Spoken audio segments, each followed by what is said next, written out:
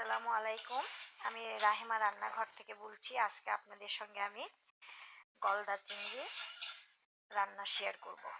কড়াই চাপিয়ে দিয়েছি, তারপরে আপনার পেঁয়াজ দিলাম, তারপরে তেল দিয়ে নিলাম একটু, হাফ কেজি চিংড়ি মাছের জন্য সরিষার তেল দিয়ে নিলাম, তারপর পেঁয়াজ দিলাম, কাঁচামরিচ দিলাম তেলের মধ্যে। এটা একটু ভাজা ভাজা হবে। যখন এটা একটু ভাজা ভাজা হবে, ব্রাউন কালার হবে, তখন আমি একটু একটু করে মশলা দিব।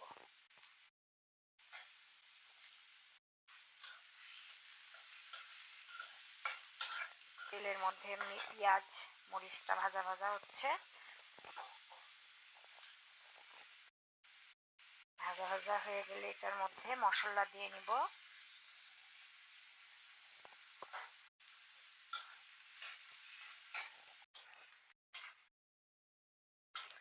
আমি এখন আমার ভাজা হয়ে গেছে মরিচ পেঁয়াজ। এখন আমি মশলা দিচ্ছি। টেবিল চামচের 1 চামচ আর অর্ধেক চামচ দিয়ে এটা মশলা ভাজা ভাজা হবে। তারপরে হলুদ দিব, লবণ দিব, যে যেভাবে খায় স্বাদ মতো লবণ। পেঁয়াজ বাটা দিচ্ছি একটু।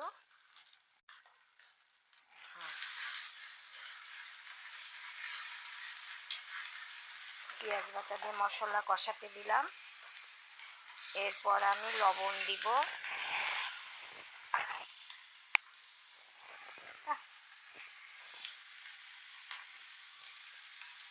লবণ দিয়েছি।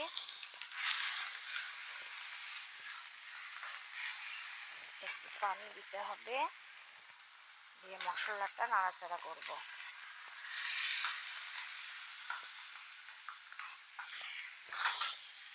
লবণ দিয়ে নিলাম, পানি দিয়ে নিলাম। মশলাটা এখন নাড়াচাড়া হবে। রানু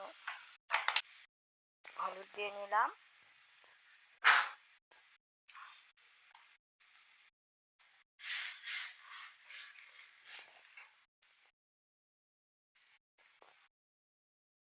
একটু মরিচের গুঁড়া দিয়ে নিলাম, রংটা সুন্দর হবে।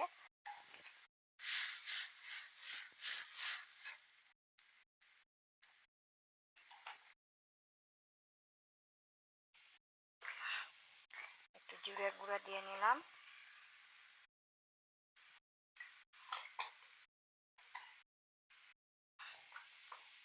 একটু ধনিয়া গুঁড়া দিলাম। ব্যাস, এখন আমি মশলাটা পুরা দমে কষায় নিচ্ছি। পুরা দমে মশলাটা কষায় নিচ্ছি। মশলা কষানো হয়ে গেলে তেল বের হবে, তখন আমি চিংড়িটা দিয়ে দিব। আমার মশলা কষানো হয়ে গেছে, মশলা থেকে তেল বের হয়ে আসছে। এখন আমি চিংড়িগুলি দিয়ে দিব। বিসমিল্লাহ। এখন নাড়াচাড়া করব, নাড়াচাড়া করে ঢেকে দিব।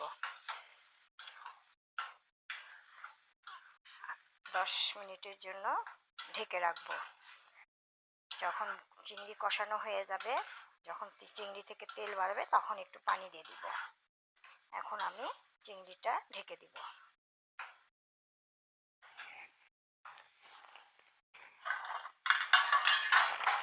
আমার চিংড়ি এখন ঢেকে দিচ্ছি 10 মিনিট পর। আবার 10 মিনিট পর চিংড়ি থেকে ঢাকনা সরে নাড়াচাড়া করে একটু পানি দিব।